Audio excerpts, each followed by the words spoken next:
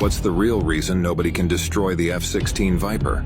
Let me explain. The Lockheed F-16 Fighting Falcon, known as the Viper, is a fighter jet unlike any other. Launched in the 1970s, the F-16 was designed for one purpose: air dominance. It achieved this with its insane range of weaponry.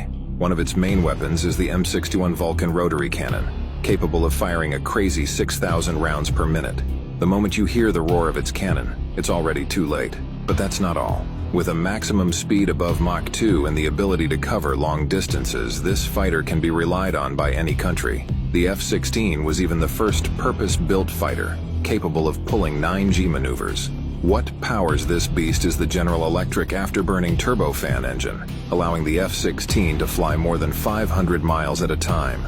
Equipped with cutting-edge avionics and radar systems, these make sure the F-16 maintains dominance over the skies day or night. The F-16 Fighting Falcon is one of the most iconic and successful fighter jets in history. It has been in service for over 40 years and has flown in countless combat missions. But just how powerful is the F-16?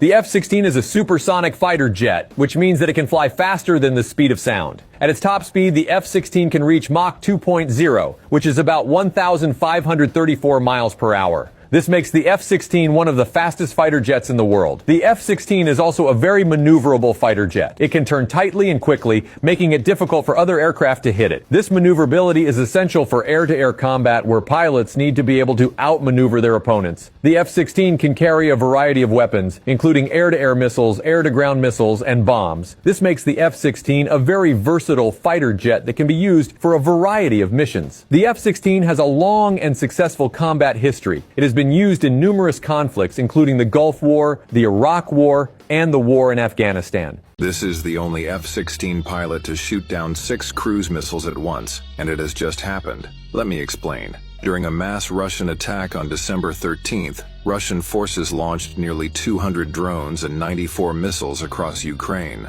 One Ukrainian pilot flying an F-16 was sent to intercept a wave of incoming cruise missiles. The first 2 missiles were taken out with medium-range air-to-air missiles, but there was no time to celebrate. Another pair of missiles were on the way. The pilot switched to his short-range weapons and took them down. So far, 4 missiles had been intercepted, but just as he ran out of missiles and was ordered to return to base, the pilot spotted 2 more cruise missiles heading toward Kiev. There was only one option left. He closed in, flying alongside the missiles, and opened fire with his cannon. A few bursts from the gun and 2 explosions, bringing his total to 6 missiles. But back on the ground, the pilot said he did everything exactly as he was taught by U.S. instructors. Why don't U.S. bombers use... On February 28, 1994, during a NATO mission called Operation Deny Flight, which aimed to enforce a no-fly zone over Bosnia and Herzegovina during the Bosnian War, a U.S. Air Force pilot named Captain Robert Gordon Wilbur Wright,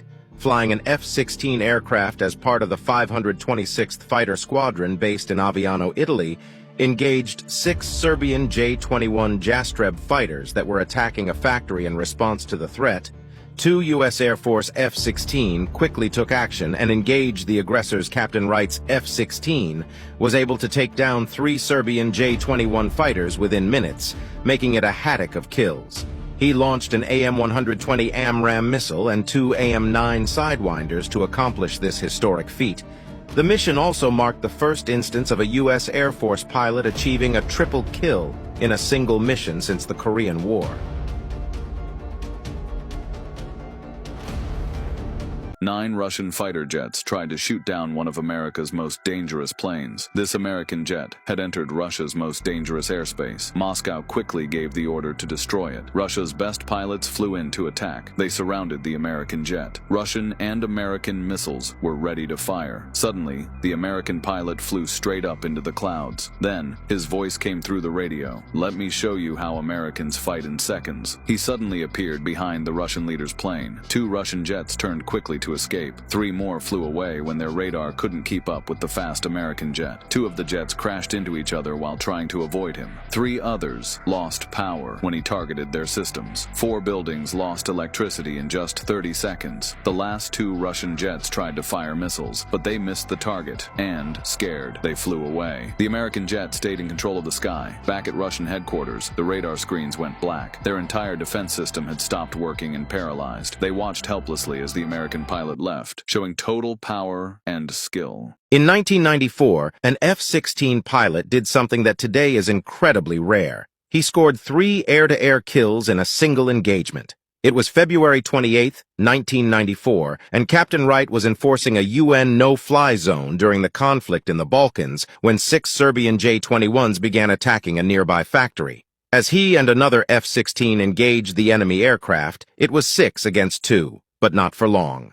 In the span of just a few minutes, Captain Wright launched an AIM-120 AMRAAM missile and 2 AIM-9 Sidewinder missiles, all of which found their marks. A single F-16 had just obliterated half of the opposing aircraft in the blink of an eye, but the kills continued. Later that day, another F-16 shot down a 4th J-21 while a 5th was lost, but never counted as a kill. Captain Wright's triple kill was the first since the Korean War and stands as an impressive feat considering just how rare air-to-air kills are today.